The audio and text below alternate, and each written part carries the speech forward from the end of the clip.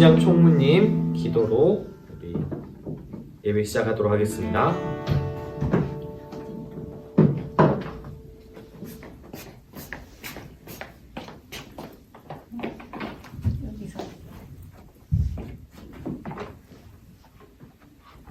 네. 들어가고 있습니다. 들어가는 게 말고. 네, 기도하겠습니다. 사랑해 주님 감사합니다. 모두가 조심스러워하고 불안해하는 이 상황 속에서 예배의 자리 허락해 주심에 감사합니다. 더욱 주님의 자녀들을 보호해 주시며 참 진리 속에 거하는 교회들과 성도들을 지켜주세요. 하루빨리 이 사태가 진정되고 회복되길 원합니다. 이 땅에서 수많은 사람들이 알게 모르게 지었던 부끄럽고 악한 죄를 용서하여 주시고 주님의 얼굴을 구하는 저희가 되게 해주세요. 지금 이 시간 예배드리는 저희와 영상을 통해 예배를 드리는 사람들이 몸과 마음을 거룩하게 지켜 마음을 다해 참된 예배자가 되게 하시고 저희가 있는 곳 언제 어디서나 예배자가 되게 해주세요. 이 시간 함께 하시고 주관해 주시며 예수님의 이름으로 기도드렸습니다. 아멘.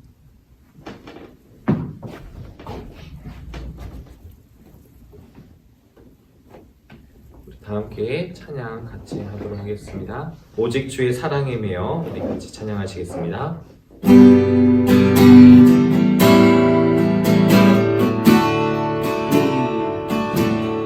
오직 주의 사랑에 매여 내 영 기뻐 노래합니다.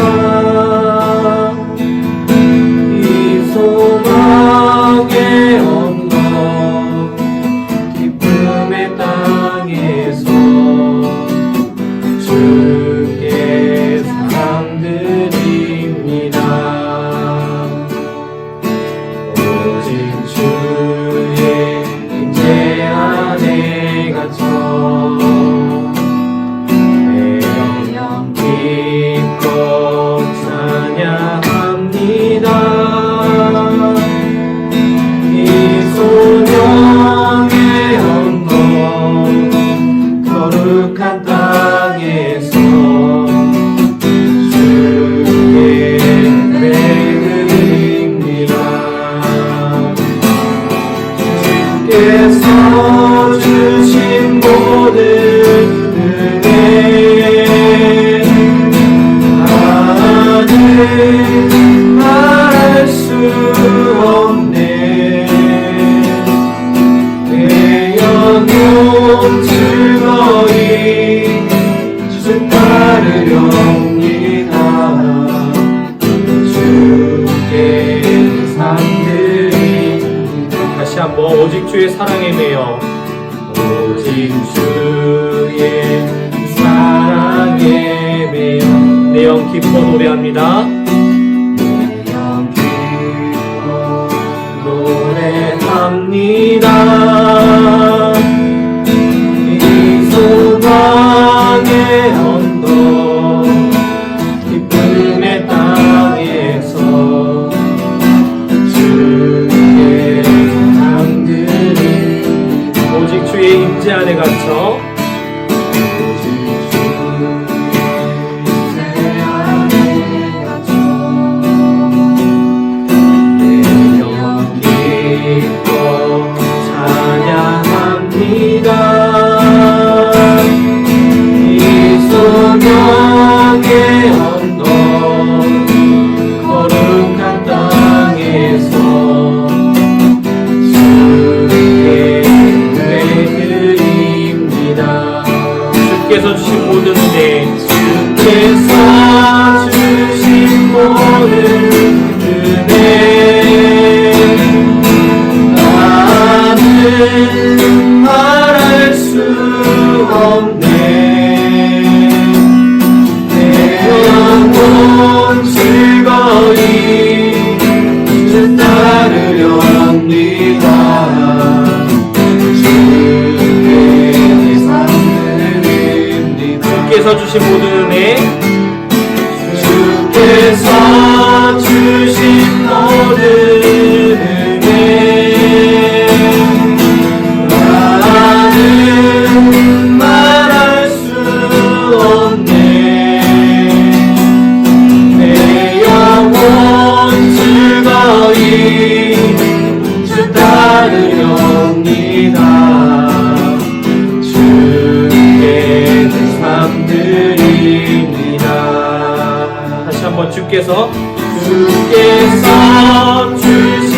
모든 은혜 나는 말할 수 없네. 내 영혼 즐거이 주 따르렵니다. 주께 삼드림. 우리 함께 꽃들도 찬양하시겠습니다.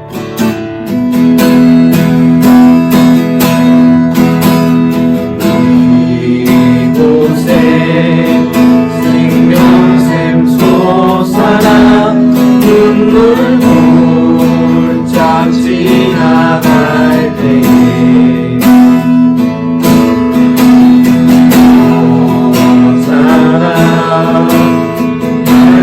맺히고 웃음소리 넘쳐나리라.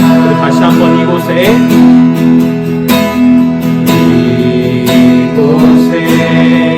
생명샘 솟아나 눈물 홀짝 지나갈 때에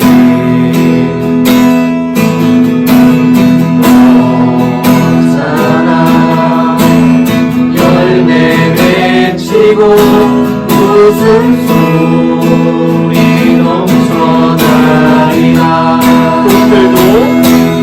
꽃들도 구름도 바람도 넓은 바다도 찬양하라 찬양하라 예수를. 하늘을 울리며 노래해 나의 영혼아. 은혜의 주 은혜의 주 은혜의 주. 그날에 하늘이 열리고 그날에 하늘이 열리고 오는 이가 보게 되리라.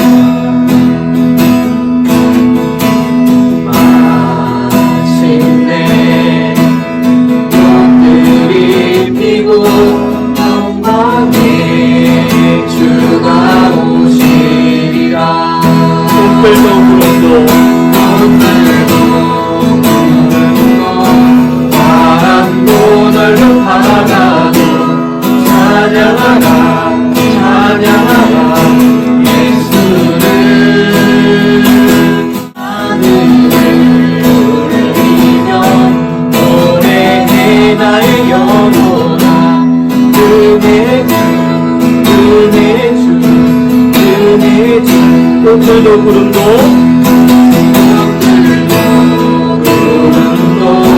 바람도 넓은 바다도 찬양하라 찬양하라 예수를.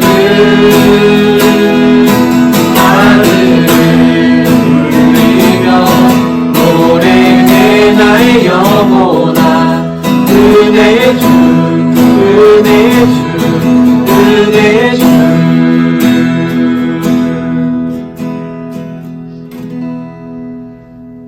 감사합니다. 오늘 우리가 함께 볼 말씀은 신약성경 빌립보서 4장 1절에서 6절까지 말씀입니다. 제가 가진 성경 신약성경 322페이지입니다. 빌립보서 4장 1절에서 6절까지 말씀입니다. 우리 다 찾으셨으면 한 목소리로 빌립보서 4장 1절에서 6절까지 말씀 우리 함께 봉독하겠습니다. 그러므로 나의 사랑하고 사모하는 형제들, 나의 기쁨이요 면류가 아닌 사랑하는 자들아, 이와 같이 주 안에 서라. 내가 유오디아를 권하고 순두개를 권하노니 주 안에서 같은 마음을 품으라.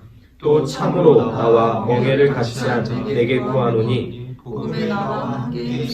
저 여인들을 돕고 또한 클레멘드와 그 외에 나의 동역자들을 도우라.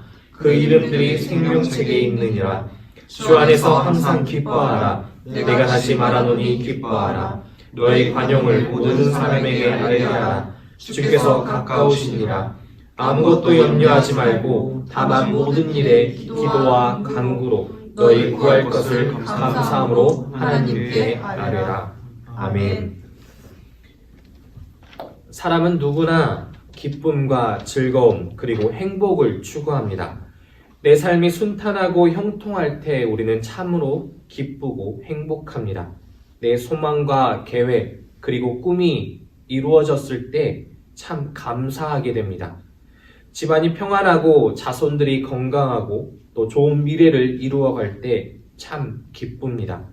사람은 누구나 바로 이러한 삶의 기쁨과 즐거움 그리고 행복을 추구하고 있고 여기에 그 어떤 예외도 없습니다. 그런데 우리가 살아가면서 경험하는 딜레마가 있습니다.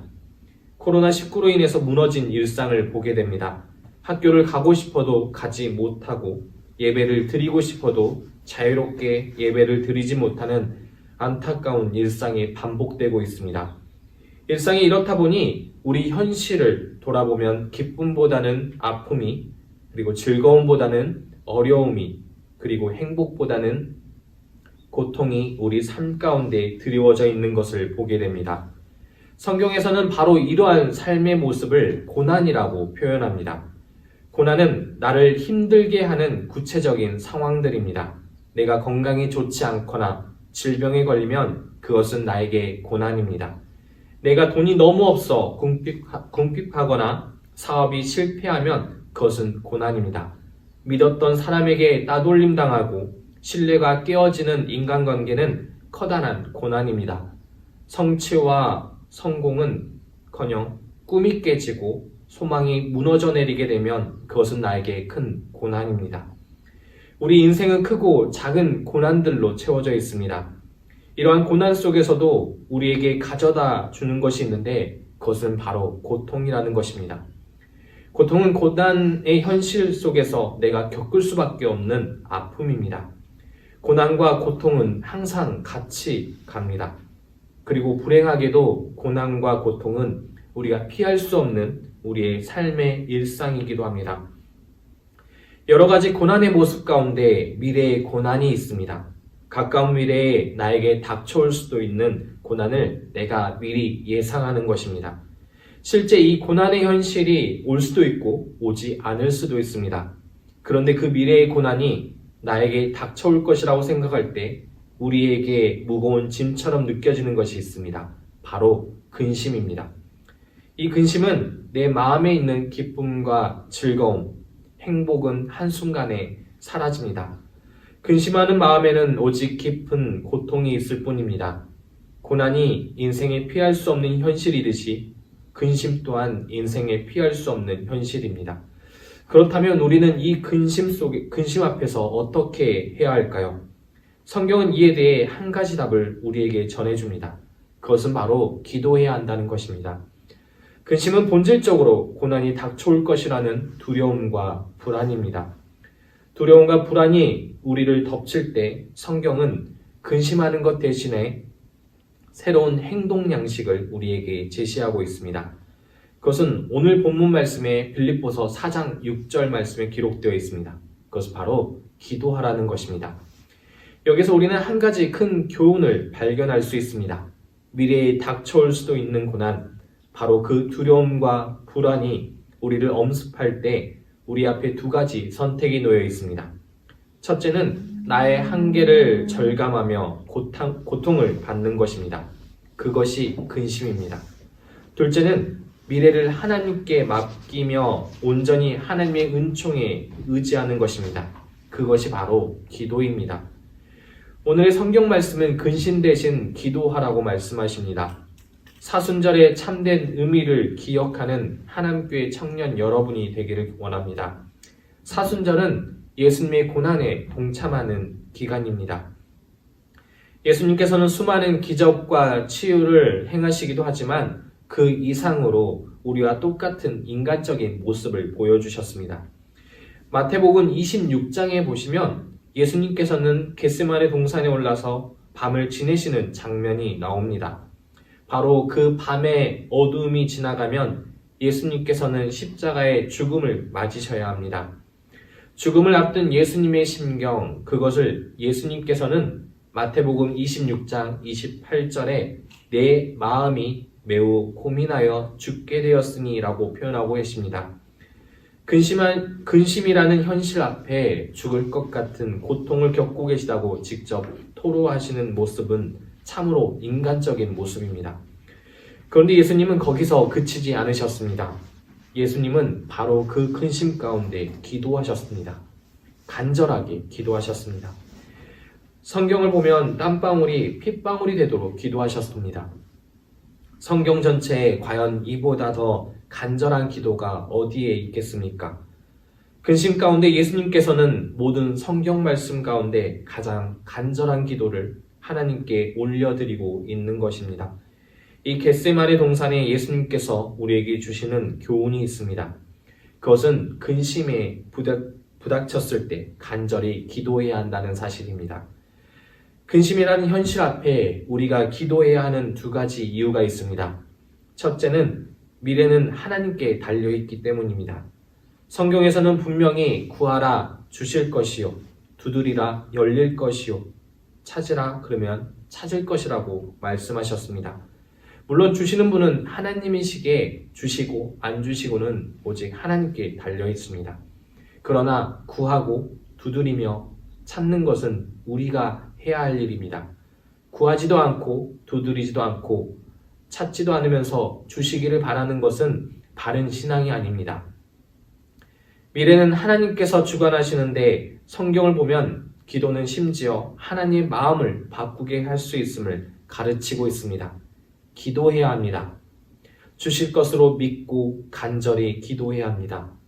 응답은 하나님께서 하실 일이지만 기도는 우리가 해야 할 일입니다. 근심 앞에서 기도해야 하는 두 번째 이유가 있습니다. 우리는 근심이라는 커다란 적을 만났을 때 하나님께 의지하지 않으면 쓰러질 수밖에 없는 존재임을 우리는 인정해야 합니다. 근심 앞에 우리는 상한 갈대와 꺼져가는 등불과 같습니다. 그럴 때 하나님께 의지하지 않으면 우리는 꺾여지고 꺼지기 쉽습니다. 하나님께 의지해야 합니다. 기도를 통해 우리는 하나님께 의지할 수 있습니다. 기도를 통해 우리는 근심을 견디고 이길 수 있는 힘과 용기를 얻을 수 있습니다. 그래서 우리는 기도해야 합니다. 근심 중에 기도할 때 한 가지 명심할 것이 있습니다. 우리 빌립보서 4장 6절 말씀을 제가 읽어보도록 하겠습니다. 아무것도 염려하지 말고 다만 모든 일에 기도와 간구로 너희 구할 것을 감사함으로 하나님께 아뢰어라. 아멘. 즉 하나님에 대한 섭섭해하거나 불평과 불만 그리고 원망의 마음보다는 차라리 감사하는 마음으로 기도하라는 것입니다. 고난에 빠지게 되면 우리는 본능적으로 힘든 상황, 두려움과 불안 그리고 그 근심에 초점을 맞추게 됩니다. 그런데 다시 한번 보라는 말씀입니다. 우리의 삶을 돌아보면 그런 상황 가운데서도 하나님께 감사할 조건은 얼마든지 많이 있습니다. 우리 베드로를 한번 예를 들어보겠습니다. 베드로는 풍랑이 불어닥쳤을 때 바로 그 풍랑이라는 현실을 보았습니다. 고난과 근심이라는 풍랑에 초점을 맞추면 바로 그 거센 파도치는 바다에 빠져들게 됩니다. 풍랑 가운데 함께 하시는 예수님을 베드로가 바라보았을 때 그는 그 바다 위를 걸을 수 있었습니다. 마찬가지입니다. 고난과 근심에 초점을 맞추지 말고 그 상황 가운데서도 함께 하시는 예수님께 초점을 맞추어야 합니다. 주님께서 함께 하십니다. 주님께서는 우리와 함께 하심을 감사하면서 우리는 기도해야 합니다. 지금 우리는 예수님의 고난을 묵상하는 사순절을 보내고 있습니다. 고난과 근심 그리고 고통으로 가득한 이 땅의 현실을 살아가면서 우리는 기도해야 합니다. 간절히 기도해야 합니다. 감사함으로 기도해야 합니다. 그러할 때 예수님처럼 고난을 견디고 이기고 승리하는 우리 모두가 되시기를 주님의 이름으로 기도하겠습니다. 우리 같이 기도하겠습니다. 하나님 아버지 감사합니다. 오늘 이 시간도 정말 적은 수이지만 우리가 함께 모여 예배를 드렸습니다. 이 예배를 통하여서 주님께서 저에게 말씀하고 계신 것이 무엇인지 우리가 깨달아 주님께 기도하는 우리 모두가 되기를 원합니다. 우리 상황이 힘들다고, 우리의 형편이 어렵다고 해서 주님을 찾아가는, 주님께 기도하는 일을 헛되이 보내지 않도록 도와주시옵소서. 주님께 더욱더 가까이 가는 그 기도로, 그리고 말씀으로 우리가 준비하는 하나님께 청년 모두가 되길 우리 주 예수 그리스도의 이름으로 기도드립니다. 아멘. 우리 함께 주기도문으로 예배 마치도록 하겠습니다. 하늘에 계신 우리 아버지여, 이름이 거룩히 여김을 받으시오며 나라에 임하시오며 뜻이 하늘에서 이루어진 것 같이 땅에서도 이루어지이다. 오늘날 우리에게 일용할 양식을 주옵시고 우리가 우리에게 죄 지은 자를 사하여 준 것 같이 우리의 죄를 사하여 주옵시고 우리를 시험에 들게 하지 마옵시고 다만 악에서 구하옵소서. 대개 나라와 권세와 영광이 아버지께 영원히 있사옵나이다. 아멘.